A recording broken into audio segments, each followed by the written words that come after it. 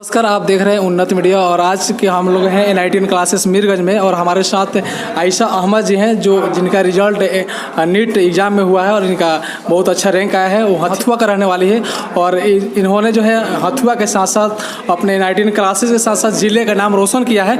हम इनसे जानेंगे कि क्या पढ़ाई, किस तरह से पढ़ाई करती थी, कैसे तैयारी करती थी और NITN क्लासेस में किस तरह से इनका मार्गदर्शन मिला। सबसे पहले बहुत बहुत बधाई आपको। Thank you. किस तरह आप तैयारी करती थी और क्या मार्गदर्शन मिला NITN क्लासेस? जी, मैं 10th हथुआ से की हूँ, 10th तक पढ़ाई। उसके बाद मुझे प्रिपरेशन करना था नीट का, तो फिर मेरा यहाँ पे NITN में सिलेक्शन हुआ था, तो सर बोले कि आप आ जाइए। फिर मैं 11th में आई, यहाँ पे एडमिशन लिया मैंने और प्रिपरेशन किया, तो मुझे सही लगा कि हाँ मैं कर पाऊँगी, थोड़ा ऑल इंडिया के बच्चों से थोड़ा कम्पीट कर पाऊँगी। कितना रैंक आया आपका? मेरा 15,734। अच्छा, इस क्लास में इस जो है इंस्टीट्यूट है, किस तरह की पढ़ाई होती है और सर का क्या रोल रहता है? जैसे कि कोटा में पढ़ाई होती है, मैं तो वहाँ गई नहीं हूँ, बट मैं समझ सकती हूँ कि जैसे कोटा में पढ़ाई होती है एकदम वही लेवल है यहाँ पे। आजकल के जो छात्र जाना चाहते हैं कोटा, दूर दूर जाते हैं पढ़ाई करने के लिए, उनसे आप क्या कहना चाहेंगे? मैं यही कहना चाहूँगी कि बाहर ज़रूरी नहीं है, वो जगह मायने नहीं रखता है। आप स्ट्रगल कीजिए और भरोसा रखिए अपने टीचर्स पे, अपने पेरेंट्स पे और खुद पे भी भरोसा रखिए। कितने घंटे तक आप पढ़ाई करते हैं? अब जो सीक्रेट है आप बता दीजिए थोड़ा, जो भी स्टूडेंट हैं। ज़्यादातर टाइम मैं तो कोचिंग में ही रहती थी। सुबह 7 बजे मैं आ जाती थी और शाम में 5 बजे निकलती थी यहाँ से। तो ज़्यादा देर तक पढ़ना सर जो कंसिस्टेंसी होता है उस पर आप फोकस करते थे? फोकस तो करती थी, बट फिर भी डर लगता था। और सारे टीचर्स हमारे जो थे, फिजिक्स के, केमिस्ट्री के, बायो के, सारे टीचर्स मतलब मोटिवेट करते थे बहुत ज़्यादा कि नहीं कर सकती हो तुम। जो भी मतलब छोटी छोटी चीज़ें, मेरा परफॉर्मेंस देखते थे वो, और उसमें थोड़ा कैसे सही करना है उसको, ये सब वो बताते रहते थे और बहुत ज़्यादा मेहनत किए हैं। केमिस्ट्री के टीचर हैं, उनसे जानना चाहेंगे कि किस तरह से आप पढ़ाते थे और किस तरह की पढ़ाई? शुरुआत में बंसल क्लासेस हुआ था, तो मैं बंसल क्लास में पढ़ाता था केमिस्ट्री। उसके बाद मैं नारायणा में गया। उसके बाद मैं सोचा कि एक काम करते हैं, जो बच्चे बहुत स्ट्रगल करते हैं, वैसे ज़मीन बेच करके किसी भी हालत में बच्चे के गार्जियन पैसा देते हैं बाहर जाने के लिए, तो कैसा ना करूं मैं बिहार में भी चलूं, अपने बच्चों को भी वहाँ पे कम खर्च में ऐसा मैं सपना दिखाऊं कि वो साकार करें। तो ये पहली बार ऐसा मिली थी, ऐसा को मैं बोला था कि ऐसा बोली थी कि सर मैं बिल्कुल लाऊंगी। इसी के बदौलत हम लोग थे कि नहीं तुमको मेहनत कराएंगे। घर वाले बहुत, हम लोग नहीं चाहते थे कि यहाँ पर रहे, कि ये लोग रहे यहाँ पर, लेकिन फिर भी हम लोग दिल में रखे थे नहीं यार ये बच्चों को हम लोग सफल करेंगे, बनाएंगे। और इसमें पहले दिव्या मिश्रा थी, उन्होंने NIT पटना में कंप्यूटर साइंस 3rd ईयर में पढ़ रही है। उसके बाद उन्हीं बैच में थी, किसी कारणवश ये लड़की भी बहुत अच्छी थी। हम लोग मेहनत करते थे और ये भी उसके साथ साथ काम करती थी, क्योंकि दोनों साथ से, एक हाथ से ताली बजती नहीं है, दोनों हाथ से चलती है। टीचर भी पढ़ा, इसने भी काम किया और ये था कि हम लोग रिजल्ट आएगा, ये हम लोग का इसका विश्वास था कि रिजल्ट आएगा, और हम लोग भी था कि नहीं हम करेंगे, करके ही जाएंगे, मतलब जो भी होगा हम रिजल्ट लाएंगे।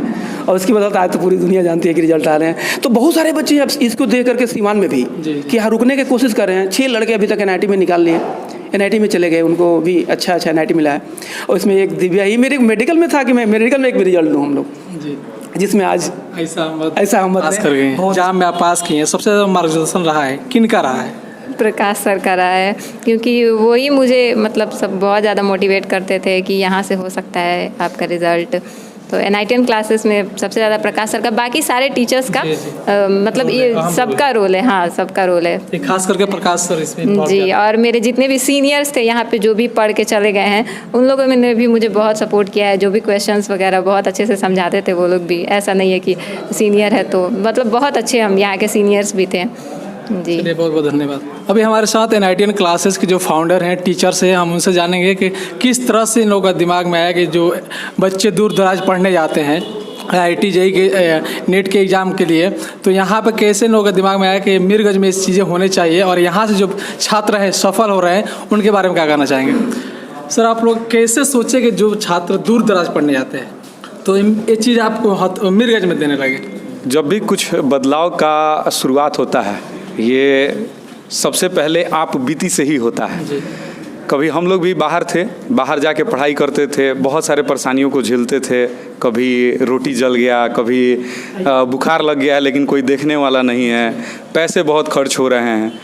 शायद घर की उस तरह की आर्थिक स्थिति नहीं है कि हरदम जो है हमारे अकॉर्डिंग पैसा मिले। उन सारे समस्याओं को देखते हुए और यही सबसे मेन प्रेरणा स्रोत बना कि हम लोगों ने ये सोचा कि अगर ये व्यवस्था अगर हमारे ज़िला में, हमारे क्षेत्र में हो जाए तो शायद इस तरह की समस्या आने वाले दिनों में किसी भी बच्चे के साथ नहीं होगा। और यही सोच के हम लोगों ने मीरगंज में शुरुआत किया और अपने ज़िले के लिए ये कार्य शुरू कर दिया है और लगातार रिज़ल्ट भी आ रहे हैं। अभी हाल फिलहाल में नीट का भी रिज़ल्ट आपके सामने ही है जी। जिस तरह से यहाँ पे छात्र सफल हो रहे हैं उसके बारे में क्या कहेंगे, और किस तरह से आप लोग पढ़ाते हैं, पूरी टीम जो है किस तरह से तैयारी कराते हैं कि हर एक साल जेईई मेंस में हो या एनआईटी हो, हर एक क्षेत्र में आपके यहाँ से छात्र सफल होते हैं?